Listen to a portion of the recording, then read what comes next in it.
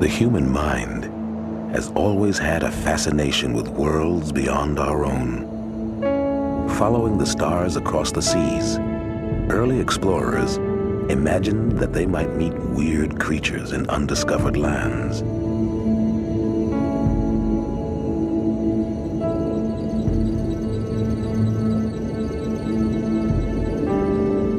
They never guessed that under their keels, drifting in the same currents that carried their ships, were life forms far stranger than anything they could imagine. It's a world where the forces of pressure and darkness have given rise to creatures as different as on another planet.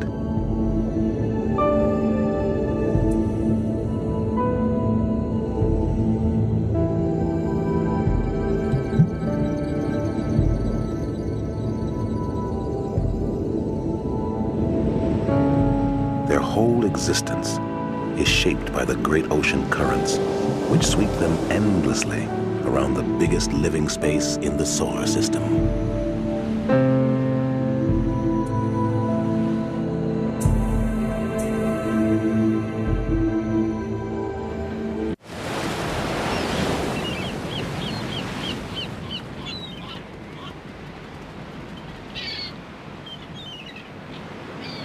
At the edge of this alien world, here in Florida, one ocean drifter comes from the beach itself.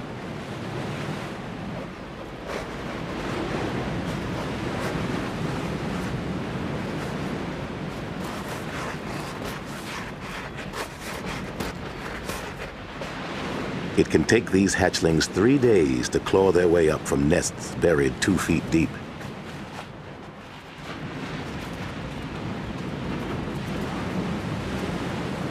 They may look like land animals now, but sea turtles have evolved for 80 million years to be riders of the ocean currents.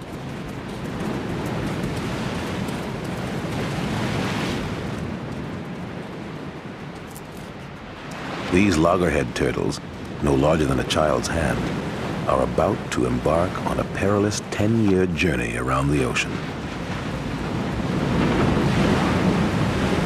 As they head down the beach, they're already reading the Earth's magnetic field with their internal compass. Only one hatchling in 1,000 will survive to adulthood and ride the currents back to this beach to breed. It's among the most extraordinary odysseys in nature.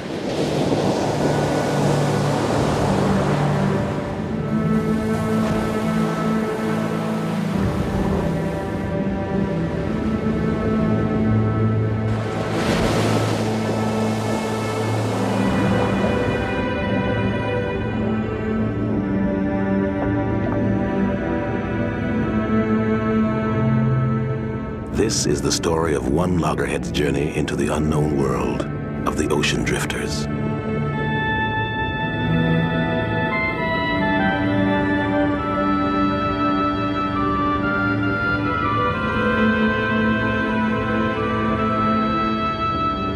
Like a wind-up toy, the hatchling swims relentlessly out into the ocean. The waves tell her which way to go, away from shore and from predators stalking the shallow water.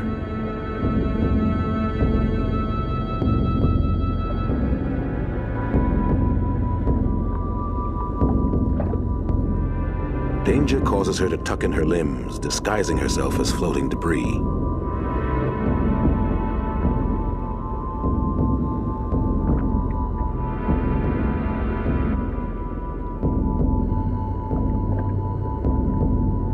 The shark doesn't see her and swims on.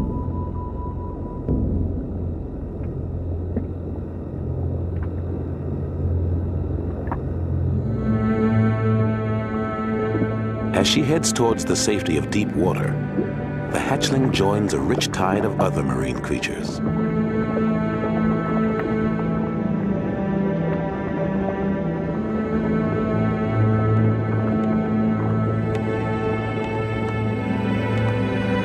Every rock and weed is home to a different species.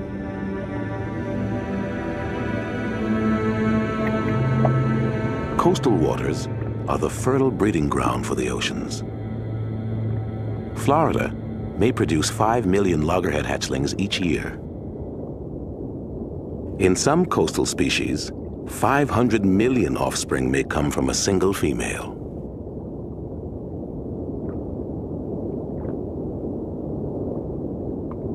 The eggs of this sea urchin and the smoky clouds of sperm from a nearby male swirl together in a fertility dance on the ocean floor.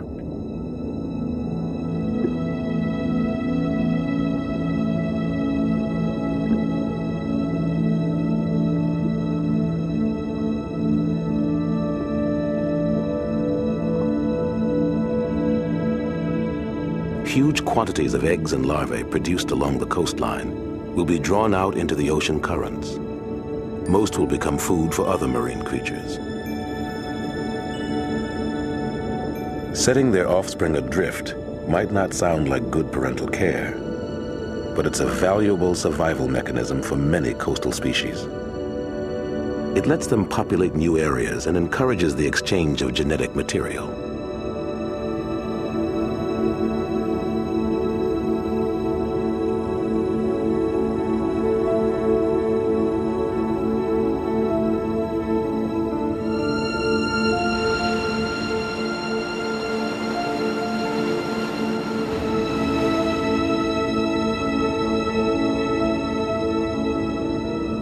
All through the night, instinct drives the loggerhead to push on. The outpouring of new life on the continental shelf below her is just as persistent.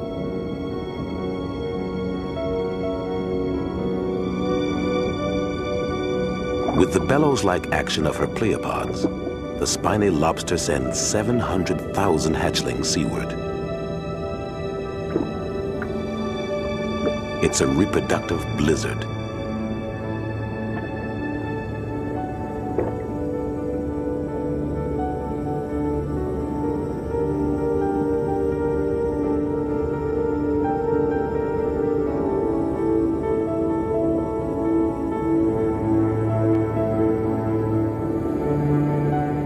The lobster's larvae have evolved a flattened shape. It suits them for the drifting life as ideally as a snowflake.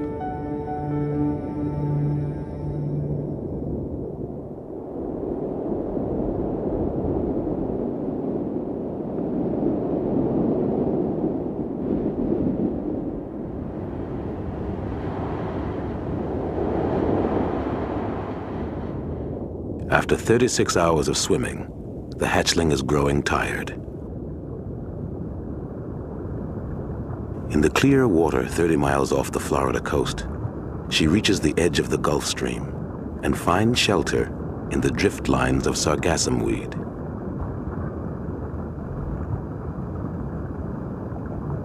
This plant spends its whole life floating on the open sea, held up by small air bladders.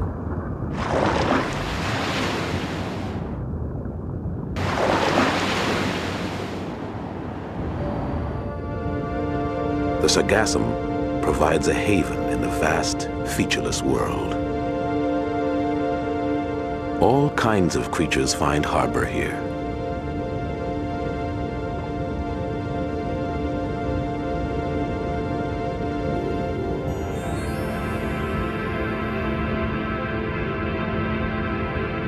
For the first time in her life, the loggerhead can rest.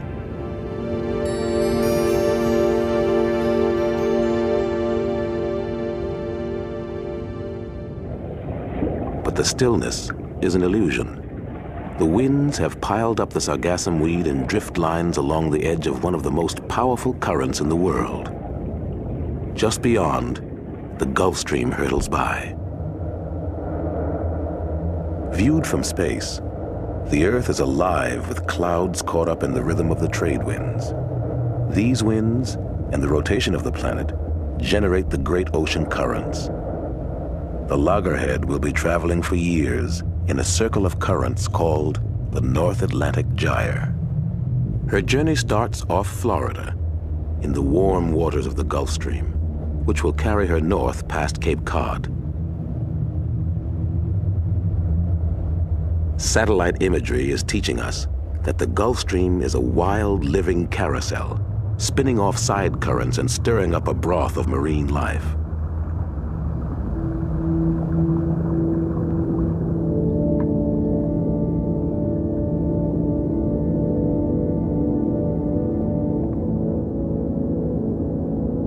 The edges of currents are the great way stations of the open sea.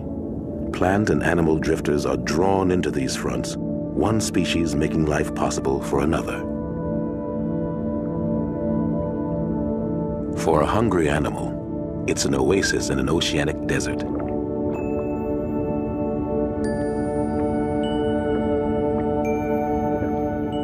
The sargassum becomes a perch for goose barnacles. They glean food particles from the plankton, the rich soup of plants and animals, many of them microscopic.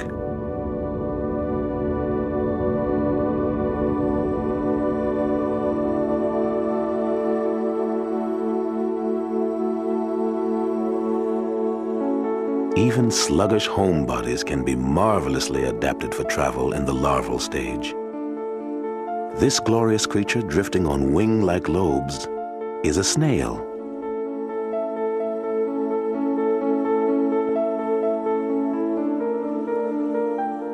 Some snail larvae use tentacle-like arms for feeding and to keep from sinking. Some may be able to remain in this stage for months until they drift to a suitable habitat. Everything is kept lightweight for easier travel. Look closely, and you can see the spiral of a transparent shell.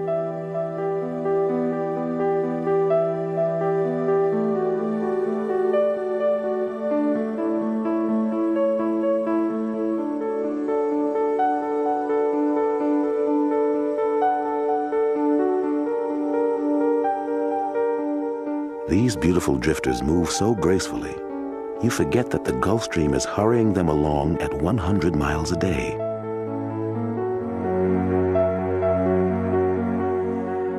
Microscopic larvae spawned in Florida could eventually settle on the shores of Africa, and the next generation may ride the currents back.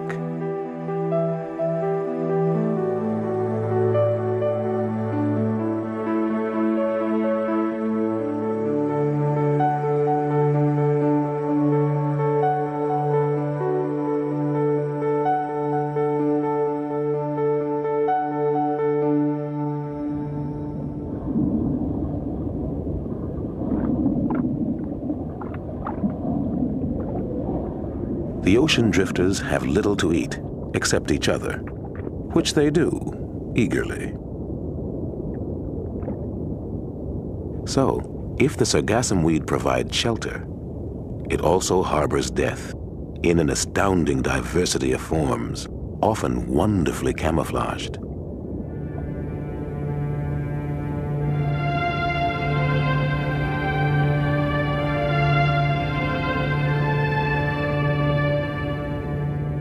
The seahorse has evolved a mild and plant-like demeanor, but it's still a predator and keenly watchful.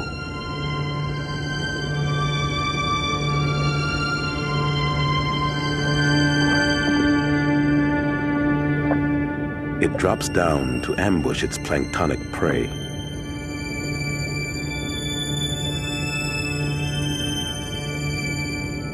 Then loops itself back into the sargassum to avoid being ambushed itself. The entire food chain is caught up in this dangerous game of deception and self-defense. Small fern-like animals known as hydroids colonize the sargassum and feed on the most minute plankton. A sea slug grazes in turn on hydroids.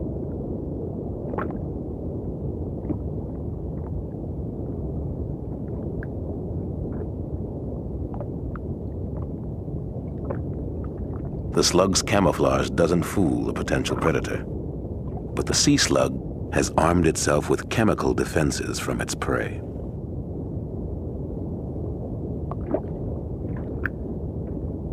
The filefish abandons the attack, but another creature's camouflage will soon bring the fish to a gory end.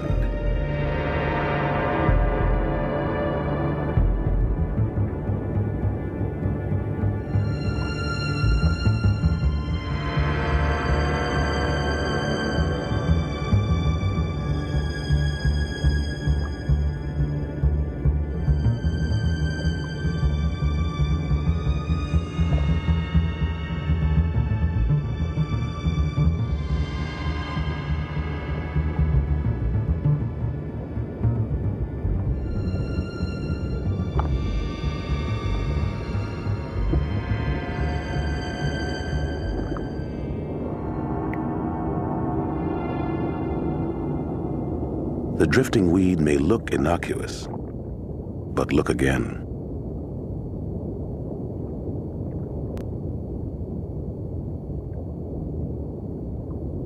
A fish, hoping to harvest hydroids from this leafy growth, would find itself staring into a malignant eye.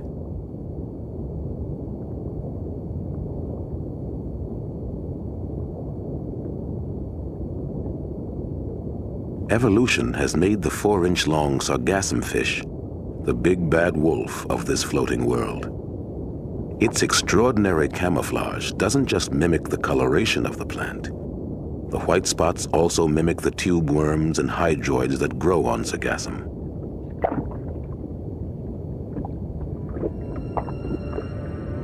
Its pectoral fins have evolved into prehensile fingers, the better to creep through the foliage.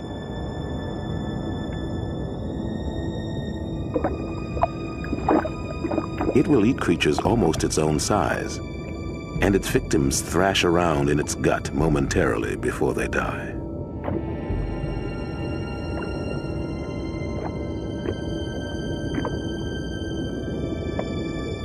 The loggerhead swims directly under this hidden peril.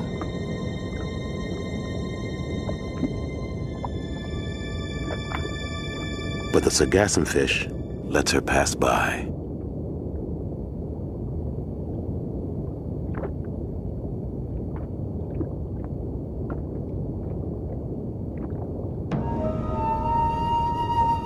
Hungry dolphinfish won't be so particular.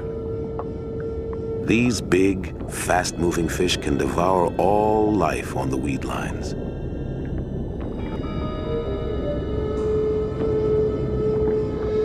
The turtle scrambles for a hiding place.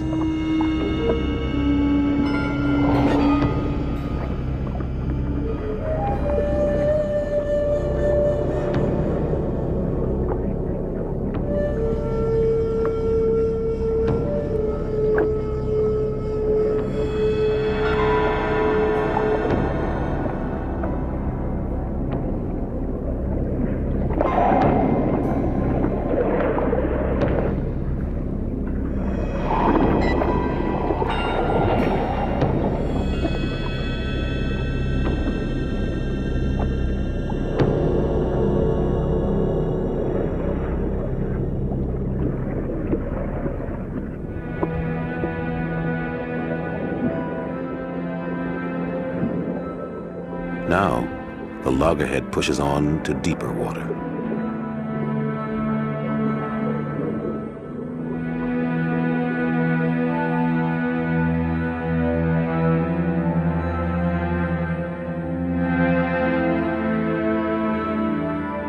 Beyond the sargassum in the open sea, gelatinous drifters are the most abundant life form. They may be the loggerhead's main source of food for much of her journey.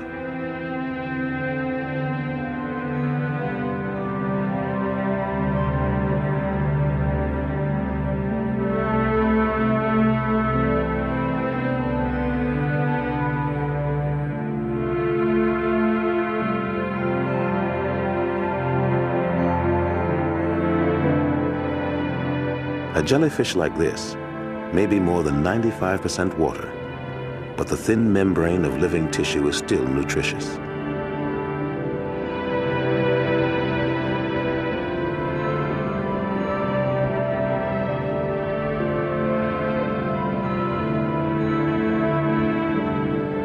We know almost nothing about how the turtle or any other animal survives here. We act as if this is our planet, and we call it Earth. But the oceans are so large and so deep that they constitute more than 99% of the inhabitable world.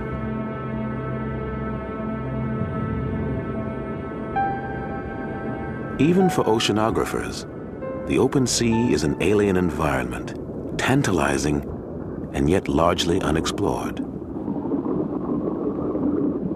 Each creature in the currents has its own story to tell, its own extraordinary adaptations to life on the open sea.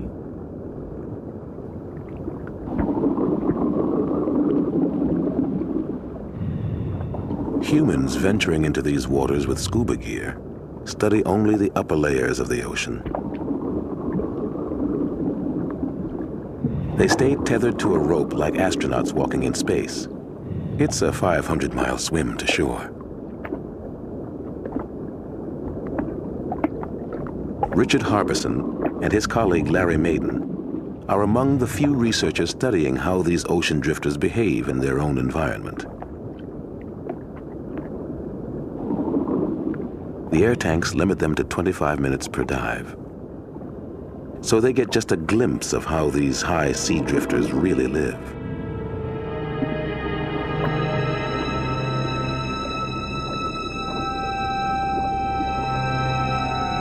Harbison and Maiden specialize in creatures of incredible delicacy, known as jelly plankton.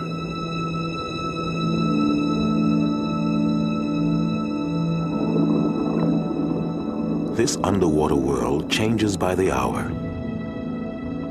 Many species stay away from the brightly lit surface by day, so these researchers dive round the clock.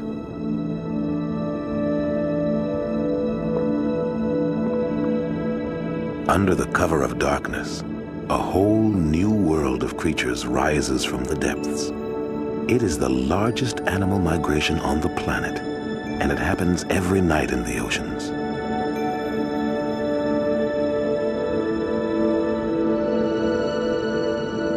This sea snail joins a glorious host of species as they ascend to feed at the surface.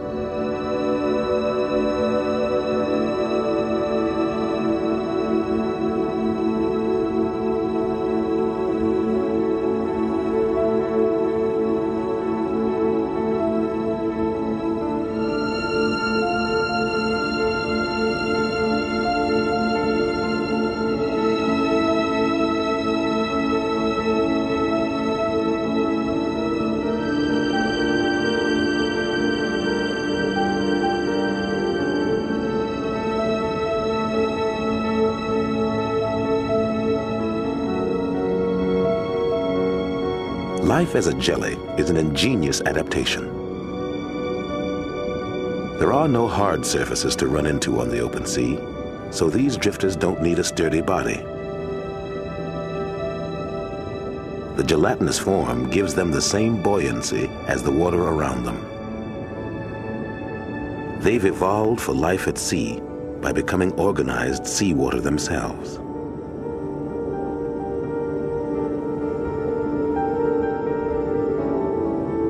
Near the surface, the smaller drifters feed on minute plant life that's been growing all day in the sun. Bigger animals come up to feed on them. The great oceanic food chain begins here, and everything else depends on it.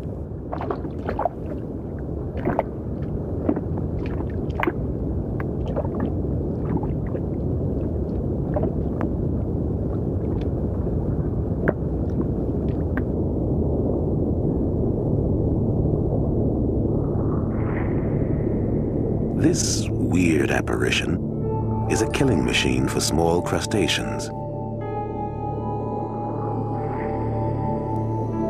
The writhing arms of this comb jelly startle its victims, which flee straight into the wing-like feeding lobes at either end and become entangled.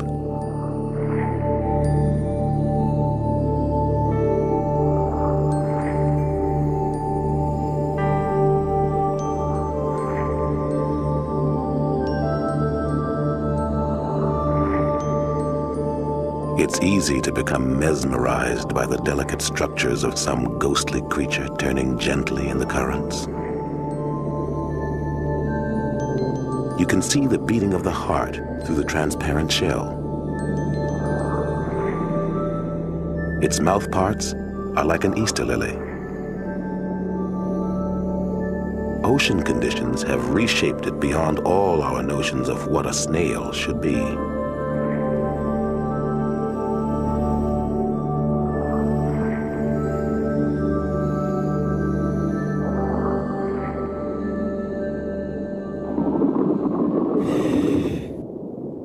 Look in another direction, and there's a salp chain grazing on small plant particles. This jelly can reproduce with extraordinary speed to take immediate advantage of a new food source. The salp sprouts new individuals like a chain of paper dolls.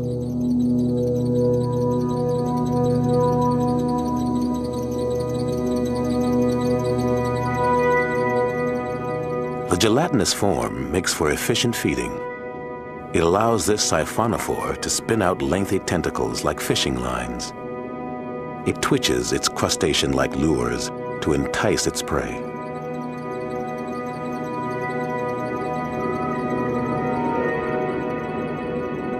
In the boundless world of mid-ocean, with the sea bottom miles below and no other surfaces nearby, a jelly is the only niche for other species. One animal's body can become the whole world for another. A crustacean deposits her offspring on a comb jelly. As they grow, they devour their host. Crustaceans eat jellies, and jellies eat crustaceans. It's a banquet where it's difficult to distinguish the guests from the dinner.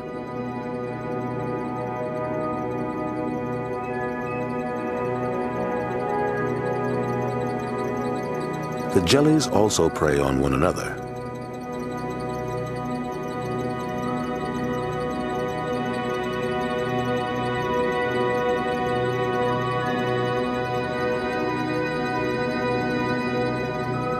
The jelly plankton even have their own great white shark. The 3-inch-long burrowee is a jelly with jaws. Its mouth is lined with sharp, tooth-like hooks.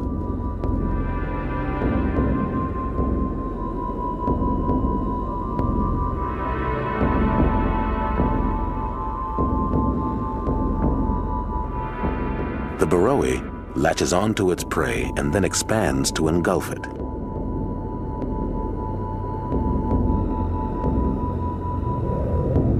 This ability to stretch is another advantage of the gelatinous form.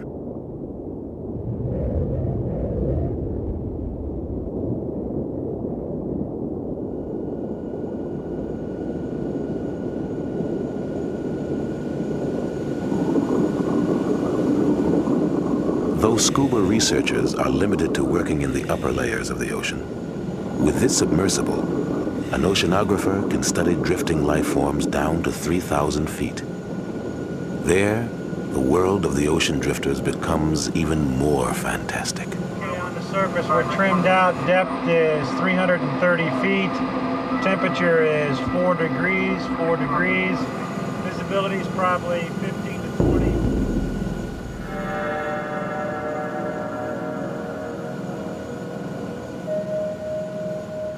Edith Witter studies creatures living in the deep sea currents.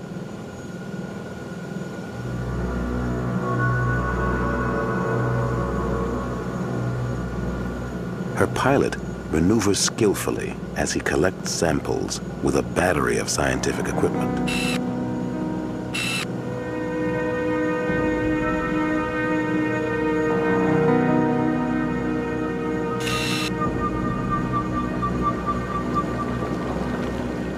On the way down, they may be the first humans to see creatures that have drifted here for millions of years.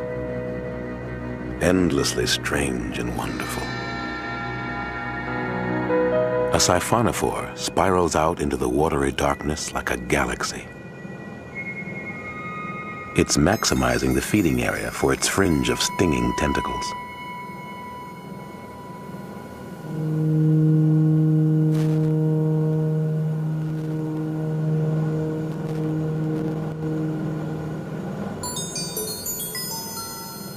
Scientists have only recently discovered this football-sized comb jelly. They call it Big Red.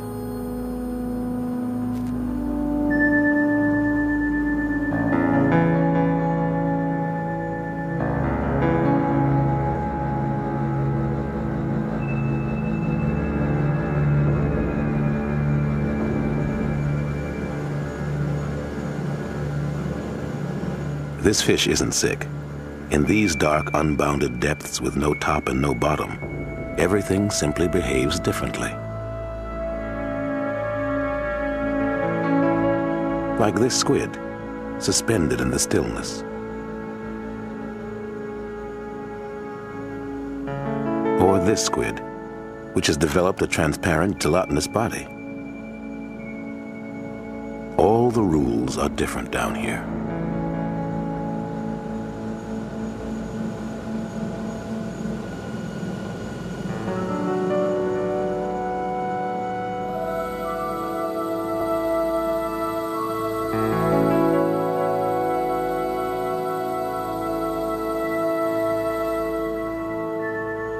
Researchers freely admit that what they know about almost any of these animals is less than a paragraph.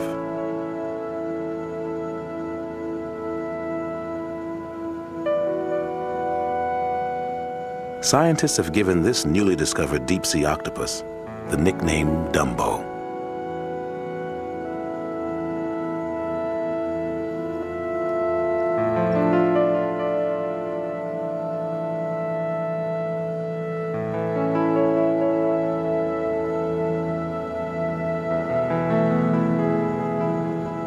Witter specializes in bioluminescence, the ability of living creatures to communicate by producing light.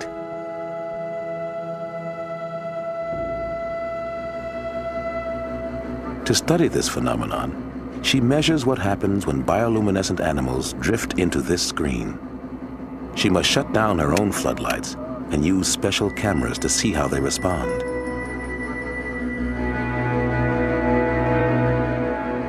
The pitch blackness of deep water suddenly explodes in a fiery light show.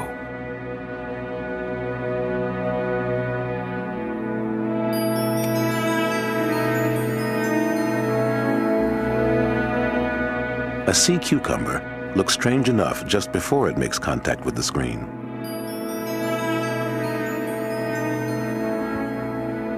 Then it turns on its own lights and rolls off unharmed.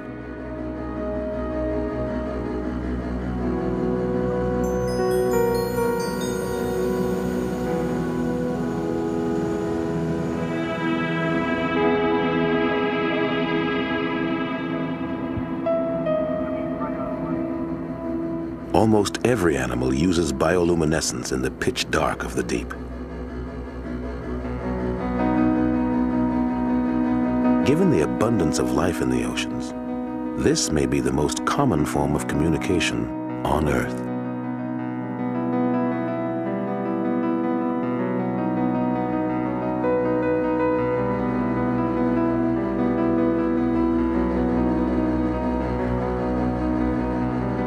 The clouds of bioluminescence can be so bright that they light up the instruments inside the submersible. If attacked, some animals try to confuse their predator with sheer incandescence, like a flashbulb in the face. Others illuminate the predator in the hope that some larger predator will come along like a cop and take it away.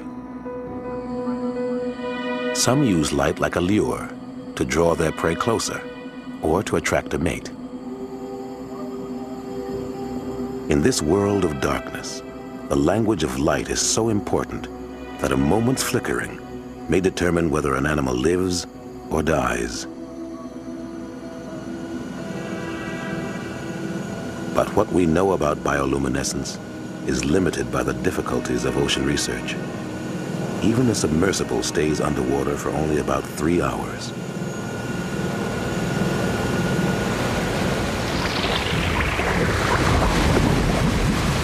promise of oceanography is tantalizing. Bioluminescent chemicals are already being used in medicine, but reaping the potential benefits is dangerous work. In many ways, it's like the grand adventure of space travel. But we've mapped the barren surface of Venus in far more detail than our own deep ocean floor.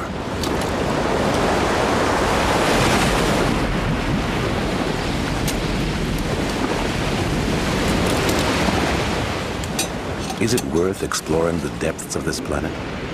In one area the size of a small living room, deep-sea researchers recently discovered 460 new species. Who knows what secrets we have yet to discover in the oceans?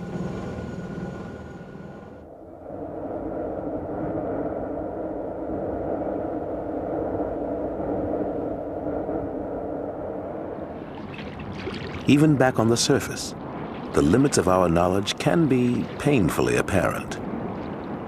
In the complex ecosystem at the very skin of the ocean, a whole other world of creatures lives both in and out of the water.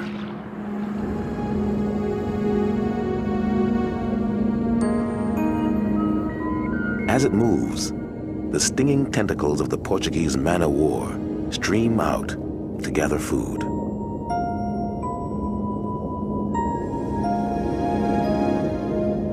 By raising its gas-filled sail, the man-o-war can travel at varying angles to the wind. It's an elegant system for dispersing animals, not just where the current takes them, but across the face of the ocean.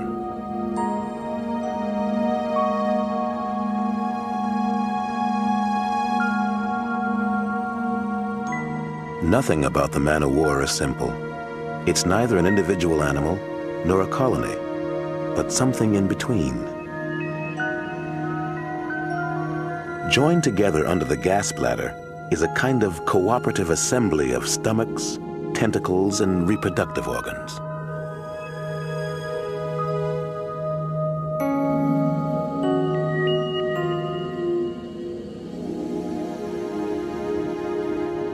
Other species add to the complexity.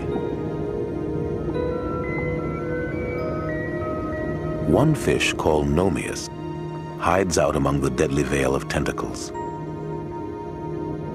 The man-o-war's toxin is more potent than the cobra's. But perhaps because of a protective mucus layer or greater immune resistance, Nomius can dine unharmed on the man-o-war itself.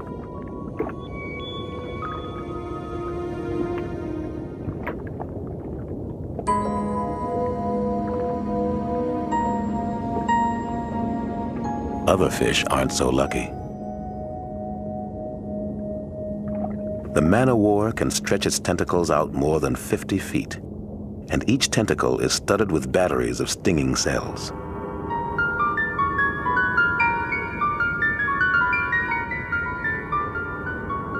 Nomius may help out the man-o-war by herding these fish toward their death.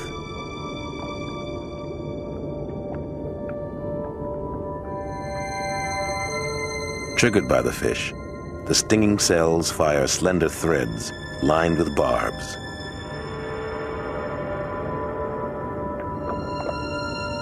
The victim is lassoed, hog-tied, and injected with paralyzing poison.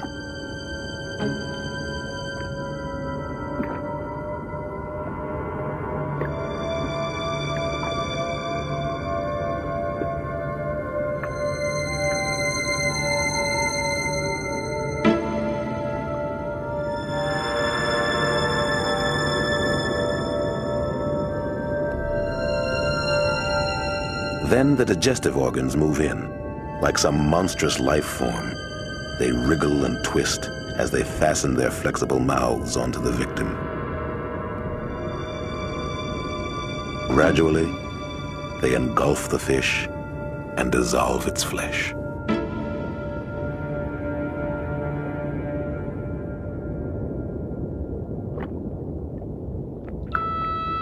After half a year, the young loggerhead's odyssey has taken her to mid-ocean. But she still has a lot to learn.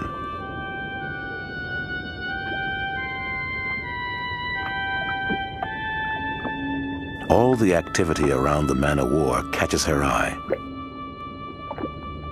She just wants to grab a few fishy tidbits and doesn't seem to notice the nasty business overhead. For a moment, the turtle looks like a puppet on a deadly set of strings.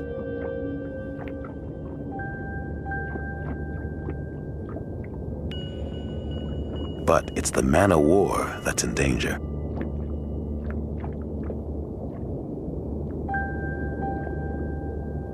The turtle turns her hungry eye on this intriguing new possibility.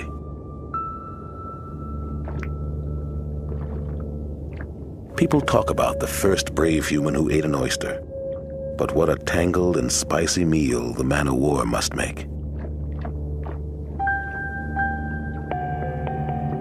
The turtle's skin may be too thick for the stingers to penetrate, but no one knows what protects the turtle's eyes and mouth.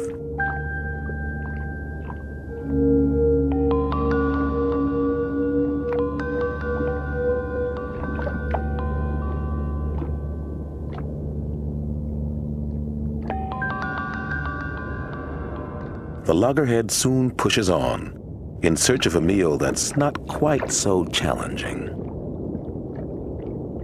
One of the strangest inhabitants of the harsh world between air and water is the drifting nudibranch named Glaucus. This upside-down sea slug swallows air bubbles to hold itself at the surface.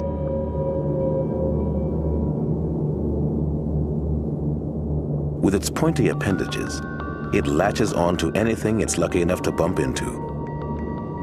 But what it's really after are the deadly tentacles of the man-o-war.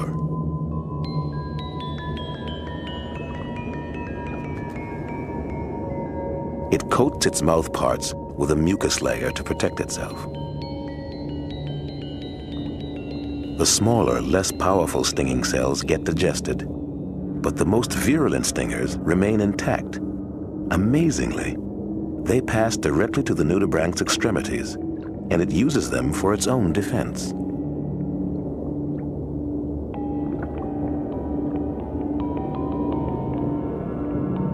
But these surface drifters must face adversaries even more formidable than each other.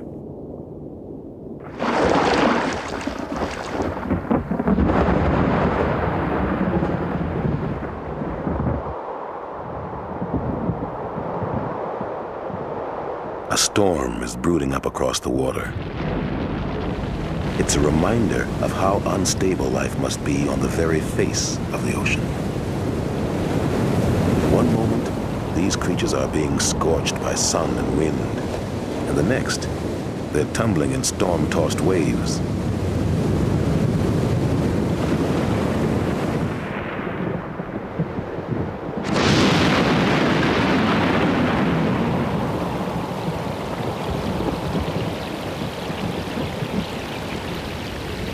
As the storm passes, they get pelted by icy rain and have to endure the dilution of their salty home.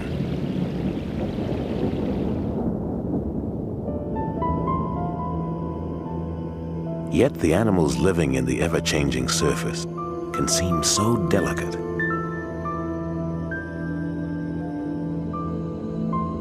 This drifting snail builds a fragile home of air bubbles, sealed in an envelope of mucus, then hangs on for dear life. If it lets go, it'll sink into the abyss.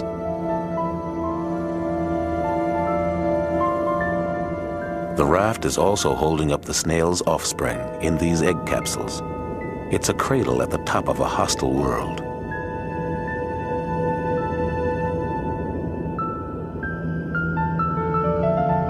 When it's done laying eggs, the snail builds a new raft for itself and cuts its 50,000 offspring adrift.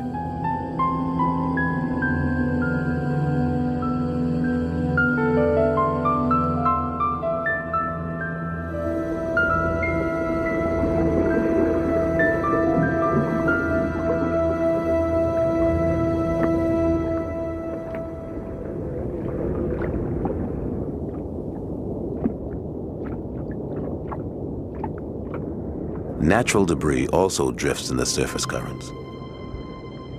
It's always been a means of dispersal for some plants.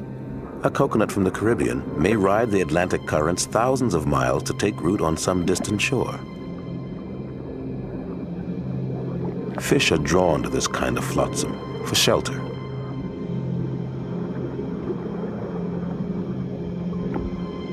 A drifting crate can turn into a small ecosystem where fish lay eggs or find their food.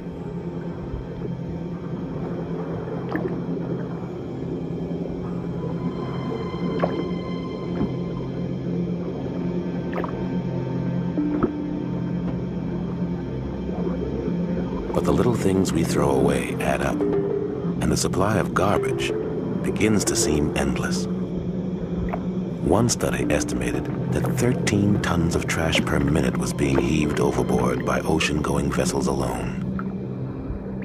A recent treaty now regulates the practice, but it's rarely enforced.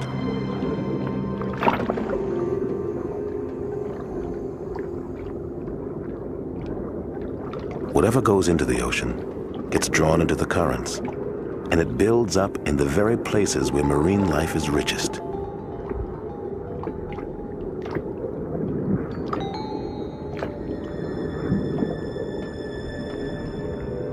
Animals encrusted on debris may rouse the loggerhead's hunger and curiosity. For her, drifting objects have always been a natural food source.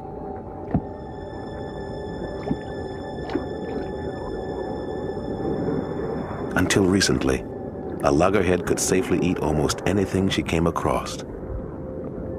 Nothing in her evolution has prepared her for this wealth of deadly new choices.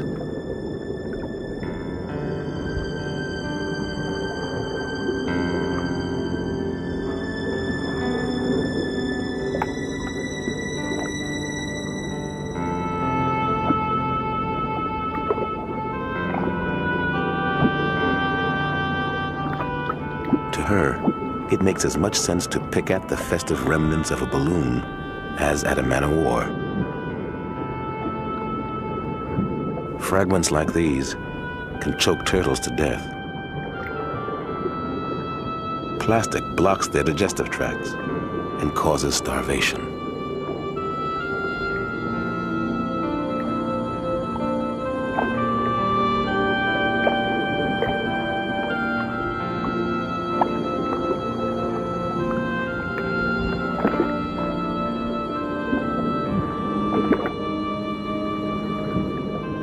This time, she's unable to tear off a bite, but she'll face many more opportunities as she swims on. Almost every dead turtle found has plastic in its gut.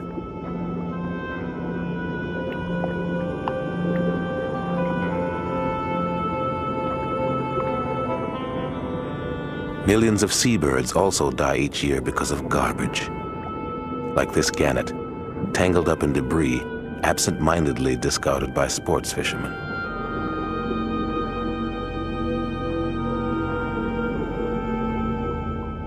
Commercial fishermen lose thousands of miles of net each year, which spread out all across the oceans like a deadly web.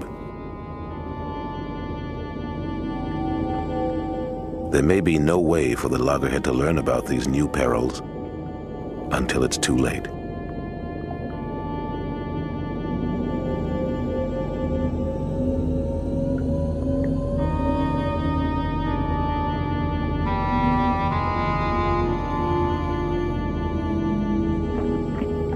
The turtle has survived her first year, but in the long seasons before she circles home to Florida to lay her eggs, a more sinister peril may threaten her.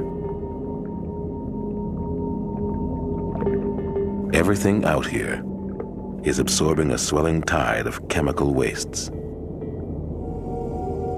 Even the plankton. Though they may seem insignificant, the life forms here are important to cloud formation. They even help regulate the global climate. These microscopic plants and animals have always struggled against enormous odds to reach maturity. Now they must also absorb heavy metals, sewage, pesticides, and petrochemicals. Plankton is the base of the food chain, and every marine animal depends on it.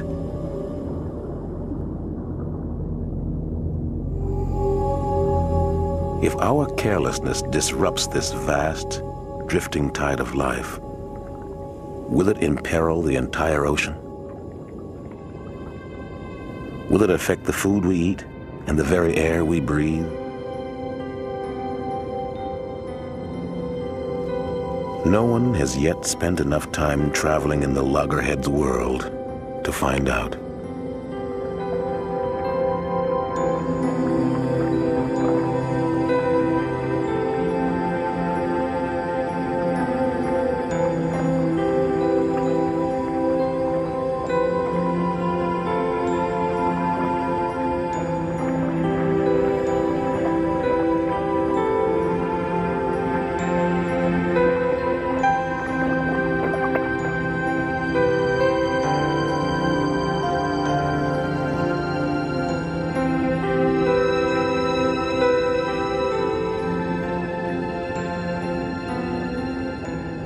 It may be that we humans will always find it easier to turn our imaginations away from the oceans and out to other worlds.